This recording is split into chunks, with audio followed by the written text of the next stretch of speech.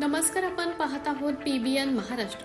पाचोरा येथील सिंधी कॉलनी भागातील सिंधी समाजाचे आराध्य दैवत असलेल्या साई झुलेलाल मंदिरात आज दिनांक 29 मार्च रविवार रोजी सकाळी 7 ते 8 वाजेच्या सुमारास मंदिरातून अंदाजे 100 ग्रॅम वजनाचे 2 चांदीचे मुकुट व 200 ग्रॅम वजनाचा 1 चांदीचा मुकुट असे 3 चांदीचे मुकुट अज्ञात चोरट्यांनी चोरल्याची घटना उघडकीस आली आहे। या घटनेबाबत सिंधी समाज बांधवांनी पाचोरा पोलिसात तक्रार दिली असून चोरट्यांचा तपास लवकर लावा अशी मागणी केली आहे।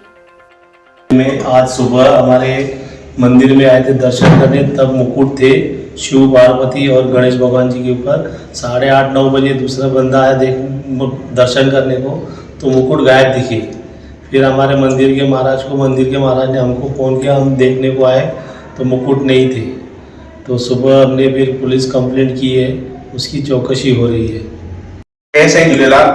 आज सकाळी 29 मार्च सकाळी 7 ते 8, 8:30 दरम्यान 3 चांदीचे मुकुट अज्ञात चोरट्यांनी लपास केलेले आहे। माझं असं म्हणणं आहे, आमचे आराध्य देव आहे साई झुलेलाल भगवान, त्यांचे जे 3 चांदीचे मुकुट लपास केलेले आहे, कमीत कमी देवाला तर सोडा। सिंधी समाजाच्या वतीने पोलीस निरीक्षक श्री राहुल पवार साहेब यांना विनंती आहे की लवकरात लवकर याची युद्ध पातळीवर चौकशी करा आणि सिंधी समाजाला न्याय द्या। जय हिंद, जय भारत, जय झुलेलाल।